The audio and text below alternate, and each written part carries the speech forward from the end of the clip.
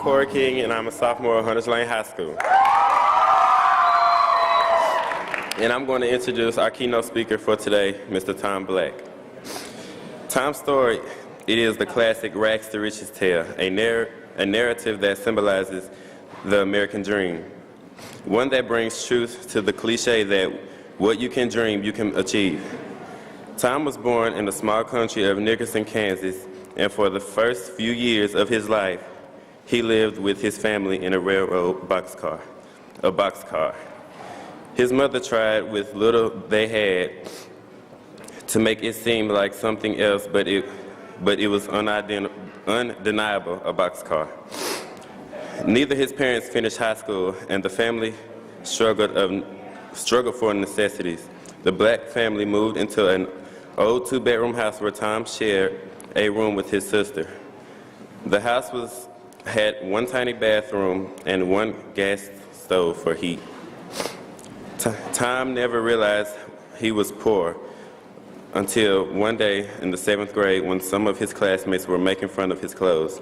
From that moment on, he realized one thing: he never wanted to be poor again. He never wanted to wonder if he'd have ever new clothes to wear. He wanted to taste what significant was. He wanted a better life. Please give a round of applause for Mr. Tom Black.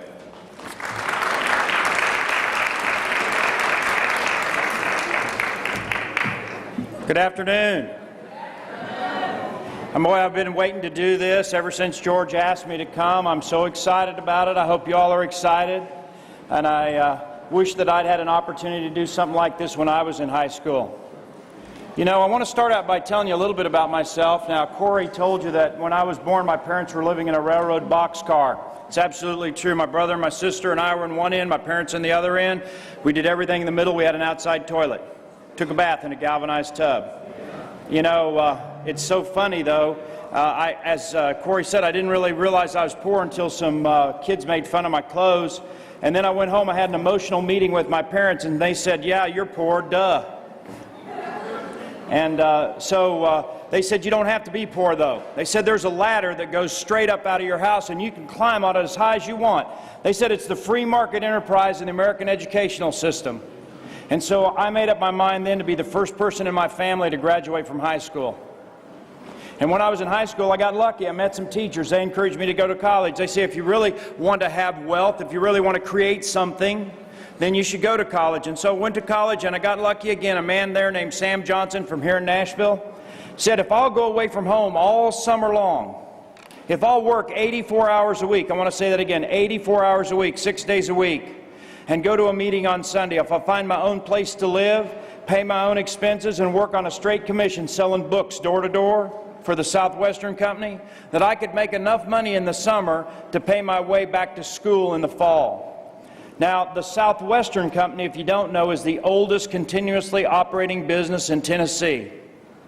They're the oldest company in Nashville and the whole state. And every summer, about 7,000 students, when John Sturgeon and I were doing it, and now about 2,500 students go out from every major college, university in the United States, and they sell books door to door to pay their way through college. And they work 85 to 90 hours a week, 6 days a week, and go to a meeting on Sunday. And so that's what I did, because I had horsepower, just like you all, and I was willing to trade it for purchasing power. And so after 4 summers in that program, I'd saved a good deal of money and paid my own way through school. I was driving a Datsun B210, but it was new. And I went to work for that company full time. And I recruited and trained college students to sell books door to door for 4 summers. And then a man in town here named Bill King met me, and he asked me to come and sell for his company. It was a little $9 million company, had about 90 employees, and we built that company over the next few years into 1,000 employees. We took it to the NASDAQ, we took it to the New York Stock Exchange, and then we made it an S&P 500 company. If you don't know what that is, it's one of the top 500 companies in the United States. So at that point, I took my winnings, and I bought a little piece of software that would help banks make loans. And I was the first employee, and along with some partners and friends and co-workers, we built that up to about 1,000 employees, took it public, and we sold it for about $300 million. And then I bought another piece of software with some of that winnings, and this software did check imaging. Now, your teachers are old enough to remember when they used to mail your checks back to you. But they don't mail your checks back to you anymore because of check imaging. They take pictures of them. And so this was a company that I started and built up and sold and went public again. And currently I own a company that sells ATMs and bank equipment, printers, to banks all over the United States. And we have about 500 employees. So the last 2 years of my life I've just dedicated to talking to people about success and talking to people about how to be successful in building businesses. And so when George said I got a chance to talk to you all about success, I was really excited about that. And oh, by the way, while I was building those businesses for 8 years as a volunteer, I was the debate coach at university school. So some of you all will appreciate the fact that I every day dealt with high school students just like you for those 8 years. And I loved it, and those are my friends now. And I hope some of you will become my friends too as you get older and get out of school. But I want to start by telling you a little bit about success. You see, you know my background now. And because you know my background, you know that there wasn't a lot of discussion in my house about success. Maybe some of you have that same kind of situation. Pardon me. But anyway, the point is, when I was selling books for the Southwestern Company, they said, Tom, you got to get a definition of success.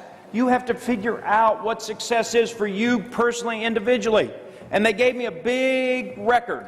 Some of you probably never seen a long playing record. They're antiques. But anyway, the point is that this record was by Earl Nightingale, and he gave me a definition of success that I've used my whole life. And I'm going to share it with you, and you can steal Earl's like I did, or you can come up with your own. But I challenge you to leave this conference with your own personal definition of success.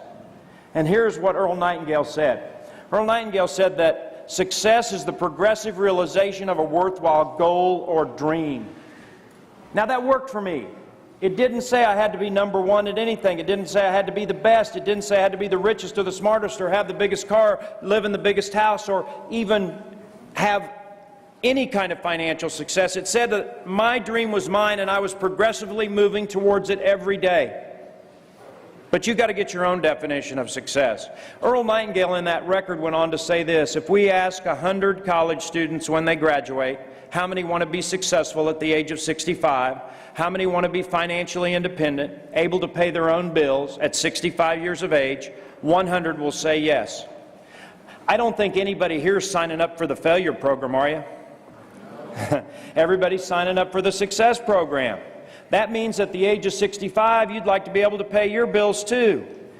The truth of the matter is, out of 100 students that are surveyed, only 3 will be financially independent.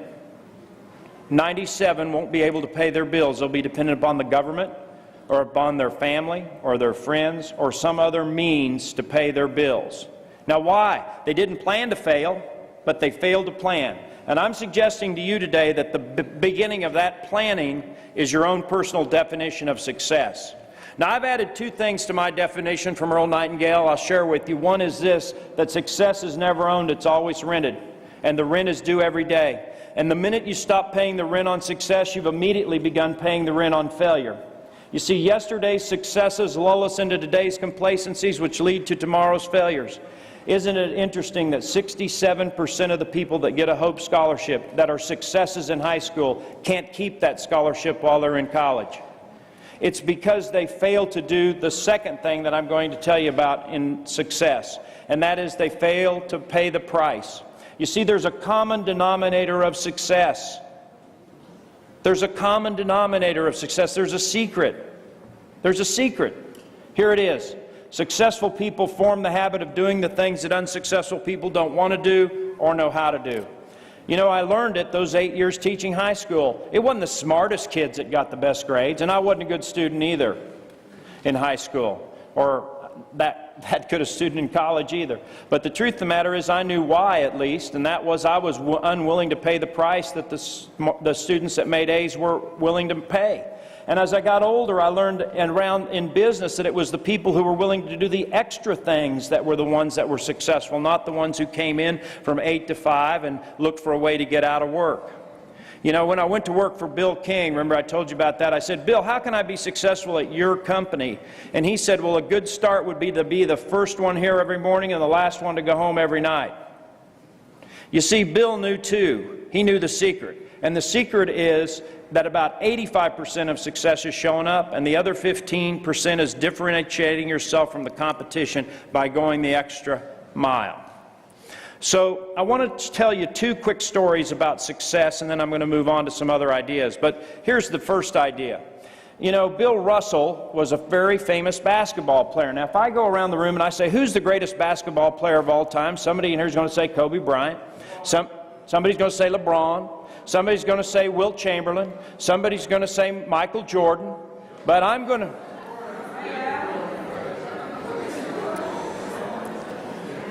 Those are rhetorical questions.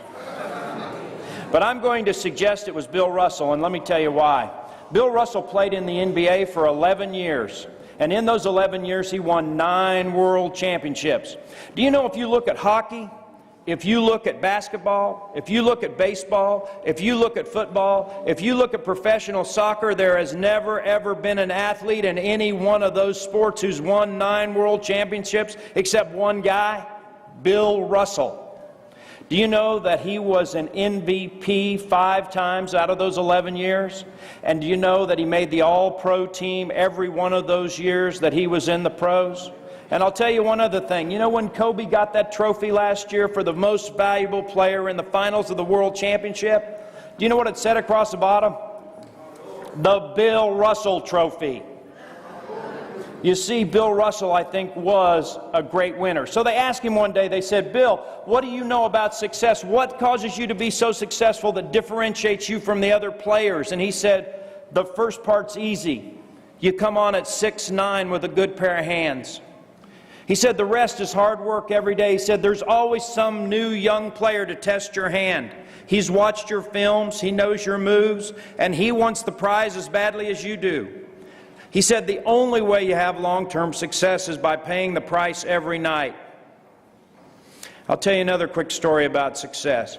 Because I think if you really want to be successful, you have to have a deeper yes burning inside, which allows you to say no to the immediate pleasures and distractions that the world puts in your way. And so I challenge everybody with your definition to find that deeper yes burning inside. You know, there was a runner named Tom Courtney. He's a big kid, about 6'4", and he was a runner for Abilene Christian University. He qualified for the Olympics as the #2 800-meter runner from the United States. He wasn't even a favorite. But when he got to the Olympics, he told everybody he was going to win the half mile, the 800 meters. He was going to win the gold medal, and he made it through the first round, he made it through the second round, and the finals came up. And by this time, every athlete that was available on the American team was standing on the inside of the final turn to watch him win that race, if he could. And he led the whole race. The first lap he led, the second lap he led. And as he came around the final lap, all the American athletes were saying, yes, Tom Courtney's going to do it. He's going to fulfill that goal, that dream. He's going to win the gold medal. And then Tom Courtney stumbled. And when he stumbled, 2 runners caught him. And I remember one person who was telling me this story, Bob Richards, said, I thought how sad it is. He's not only going to not win a medal, he's not going to finish the race. And then he said miraculously, he jerked his frame up, he caught those other 2 runners, and it was a photo finish. And he won the race. All my stories have happy endings. He got the gold medal. Well, when they got back to Abilene Christian College and watched the film of the race, they noticed that his mouth was moving from the moment that he stumbled.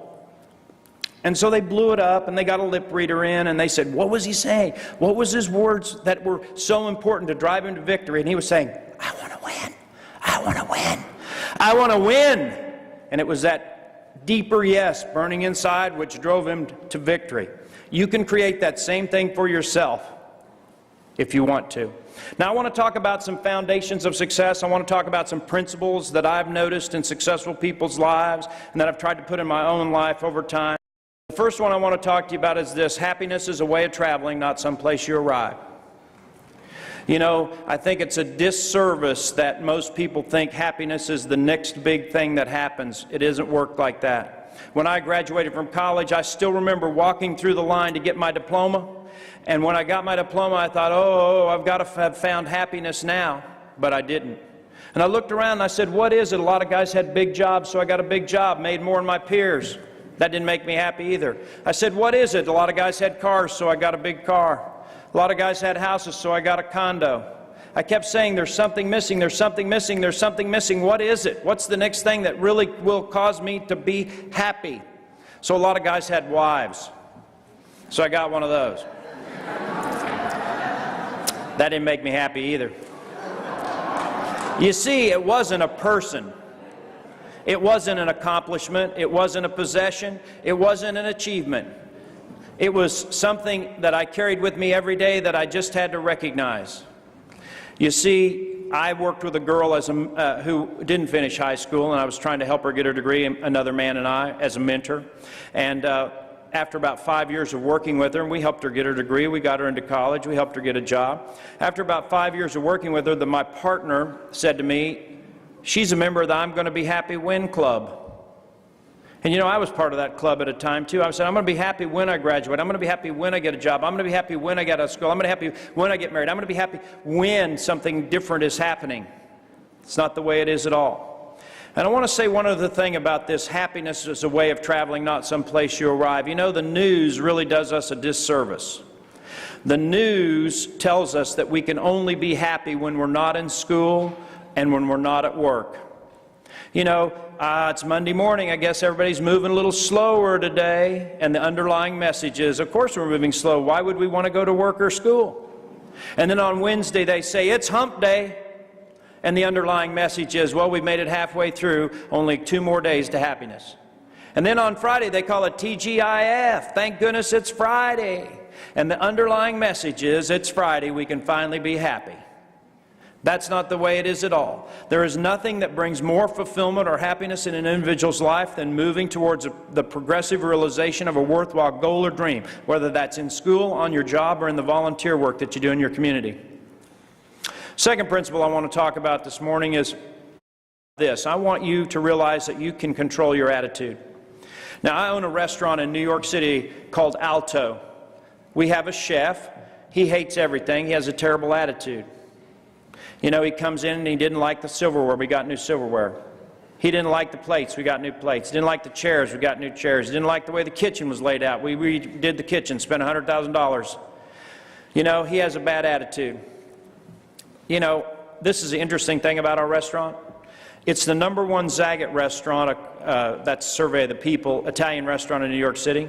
There's only one Italian restaurant in the United States. I'll say that again, in the United States that's earned a 2-star Michelin designation. That's our restaurant. You know, during the Turin Olympics, they flew our chef over to Italy to teach people how to make pasta on the Today Show. You know, this is a very famous chef. Martha Stewart has her board meeting there in one of the private rooms 4 times a year when she's out of jail. And if some of you all follow People magazine and you read about Brad and Angelina Jolie going to dinner for 5 hours, that was in our restaurant in New York, you know, Alto. When I was in there the other day, the founder of Facebook was having dinner with his parents. You know, it's a very famous restaurant. Now, how do those 2 things match up? He's got a bad attitude. It's one of the great restaurants in America. Because Scott has learned how to control his attitude. He doesn't let his bad attitude affect his performance. You see, if you're like everybody else I know, and I assume you are, you have attitude swings. There's some days you want to go to school and some days you don't. Some days you want to do your homework, some days you don't. Some days you want to participate, some days you don't. But you don't have to let how you feel affect your performance. There is a way to control your attitude. There is a way to control your attitude so that it doesn't affect your performance. Now, I've been doing this speaking for a couple of years, and I have the privilege of meeting Dennis Waitley, and I did a couple of programs with him. I don't expect any of you all to know who Dennis Waitley is, but let me just tell you, he's the leading seller of motivational, inspirational books in the world. And the first book he wrote was Psychology of Winning. He's written over 40. He also, by the way, was the chief psychologist for the U.S. Olympic team for 40 years, the winningest team in the world. And he's also been the consultant to every other Olympic team in the free world. This man understands motivation, inspiration, and controlling your attitude. He's the world's expert on it. And so at dinner one night, I asked him basically what he told the athletes, and this is what he said. He said, the first thing we tell them is to read inspirational material. He said, we tell them to read inspirational material because we know that we are the same people 10 years from now, 100 years from now, except for two things, the books we read and the people we meet. I want to say that again. You'll be the same individual you are today, except for two things, the books you read and the people you meet. So he says the way we help them grow, develop, and overcome a bad attitude is by reading inspirational materials. And by the way, we have a book for you today of inspirational quotes that I put together for myself and for salespeople so that when my attitude was bad, I could flip that book open and be inspired. The second thing that he said that they teach the athletes to do, the Olympic athletes, is that they teach them to do creative visualization, to close their eyes and imagine themselves winning the race. Making an A, winning the game, graduating from college. These are the things he teaches them to do, to close their eyes and imagine it happening. You see, there's a law of the universe. What you ardently believe and put out, the universe will deliver to you. And it's proven over and over again. But you have to ardently believe. Third thing that he told me that he told the athletes to do is that he said that they have to focus on purpose. And he told a little story about Mary Lou Retton. He said he'd been working with Mary Lou about her attitude, and she was getting ready to do her vault, the final event in the year that she won the all-around gold medal at the U.S. Olympics, the first American woman to do that. She needed 9.9. She scored a 10 on a twisted ankle. And after it was done, he said, Mary Lou, what were you thinking when you went to do the vault? He said, I was thinking exactly what you told me to, Dr. Whately, focus on purpose. Run, do the routine, stick the landing. And it was a focus on purpose that allowed her to overcome all the other distractions that might have stood in her way. So these were the things Dennis Whately told me that he told the athletes to use to control their attitude, and I think it will work for us, and I try to do those things myself. In fact, I used to live in a mansion. I gave my ex-wife an unlimited budget, and she exceeded it. And even after I was divorced, I lived there for a few years because nobody would buy it, but finally they did. It was called the Westmead Mansion. It was out on Highway 70, if you've ever been out there. But anyway, the point is that while I lived there and had a very nice house, if you came in my house and you went into any of the private areas of my home, you would have seen inspirational sayings and positive affirmations written everywhere. Because we know that inspirational sayings and positive affirmations help us to accomplish our goals and control our attitudes. It's just that simple. Now, the third value that I want to talk to you about today is thinking big. Now, I'm talking to a group here, but if I could sit down with each one of you individually, I would tell you personally, as your father, brother, or uncle, that nobody controls how big you think. Now, I know that Martina McBride very well. I have the privilege of knowing her. She's quite a lady. And I met her at a dinner about 10 years ago. They asked me to host the table, so I hosted it, and I walked up and I said, hi, my name's Tom. I'm your host tonight. She said, I'm Martina. Well, I kind of knew that. So anyway, she then said some niceties. I said, where are you from? And she said, I'm from western Kansas. Well, see, I'm from western Kansas. Okay? My town is so small, we shared a town drunk with the next town over. Really little. I went away one summer. When I came back, they had carpeted our town. It's so small, very small. Anyway, the point is that Martina said she was from western Kansas, so I said, whereabouts? She said, oh, you wouldn't know it. So I knew she was. That's what we all say, because nobody's heard of those little specks on the highway out there. And I said, where I'm from Kansas too. She said, well, I'm from down around Sharon, Kansas, Medicine Lodge. I knew people there, and when I was in high school, I'd actually gone down there and worked on the farms of some of those people that knew her and were relatives. And then she said, where are you from? And I said, well, I was born in Nickerson, but I grew up in Hutchinson. And she said, Hutchinson? I went to the junior high school in Hutchinson. She said, I worked at the Dairy Queen to pay my way through the junior college. Now, I had a question for her in that instant, but I didn't have courage to ask her. So as the evening flowed and the wine flowed, I got a lot more courage, and I finally said, Martina, what were you thinking your life was going to be like when you were 18 in Hutchinson, Kansas, working in the Dairy Queen by the time you got to be 32, because that's how old she was that night? She didn't bat an eye, she didn't blink, she didn't pause. She said, I always knew I was going to be one of the greatest singers of all time. Now, wouldn't it have been funny at 18 in the Dairy Queen if she turned to her co-worker and said, you know, I'd like you to see me sing the national anthem at the World Series or at the Super Bowl, or perhaps you could come when Obama's elected president and see me sing for him privately, or come and see me get one of 10 Academy of Country Music Awards or 12 CMA Awards or 1 or 2 of my Grammys. They would have said, we got to make dip cones. Get busy. You see, the people around you do not control how big you think.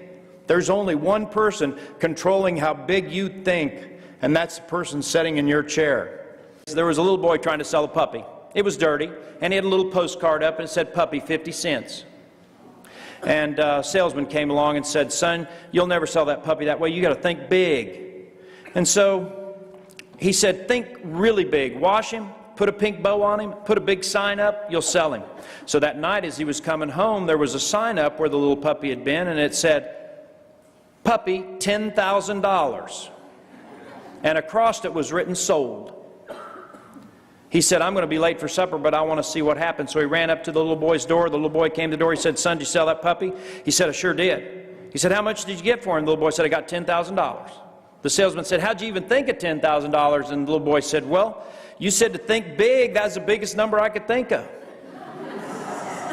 He said, son, how much did you really get for that puppy? He said, $10,000.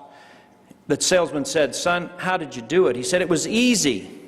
I took in 2 $5,000 cats on trade. You might as well laugh at these. Mine don't get any funnier. This is about the level right here, okay? And if you don't laugh, I'm going to quit telling them. But seriously, I just want to share with you the idea that thinking big works. It really works. And nobody told me how big I had to think. And nobody tells you how big you have to think. You control that. And the power of thinking big is amazing. In fact, there's a great book called The Magic of Thinking Big. And it's just about all the people that have grown up in America in poverty and have risen to great wealth and great success and great distinction because they thought big. And you can too. The fourth thing I want to talk about is persistence and determination. You see, persistence and determination alone are omnipotent. Calvin Coolidge, in the middle of our deepest, darkest depression, where we had 30% unemployment, said, nothing in the world will take the place of persistence. Talent will not. The world is full of unsuccessful men with talent. Genius will not. Unrewarded genius is almost a proverb. Education will not. The world is full of educated derelicts.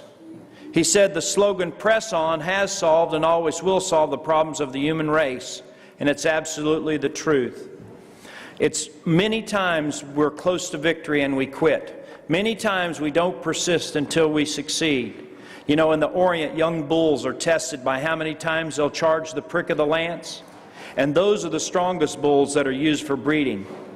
And I'd challenge you to be like those young bulls in the Orient. Charge the lance again and again and again, and never let the day end in defeat. You know, it's persistence and determination that cause people to be successful and ultimately win the race. I spoke to 500 entrepreneurs in Japan last summer, and I was on the stage with a woman named Sharon Lerner. And Sharon wrote a book, Rich Dad, Poor Dad. Maybe some of you teachers have read it, but she recently wrote a new book called 3 Feet from Gold. And this book, 3 Feet from Gold, is a story about people who persisted beyond the pale to win.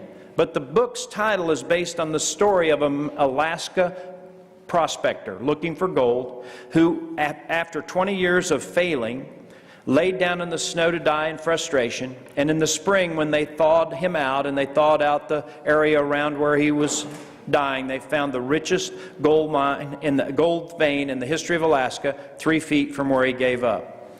You know, many times we quit 3 feet from gold, but there's no reason we have to. Now, the next principle that I want to talk to you about is this, that constant improvement is possible. You know, no matter how good you are at something, you can always get better. You know, Tiger Woods has 3 coaches. Now, why would the greatest golfer in the world have 3 coaches? Albert Pujols, the greatest hitter of all times. No doubt about it, the greatest hitter of all times.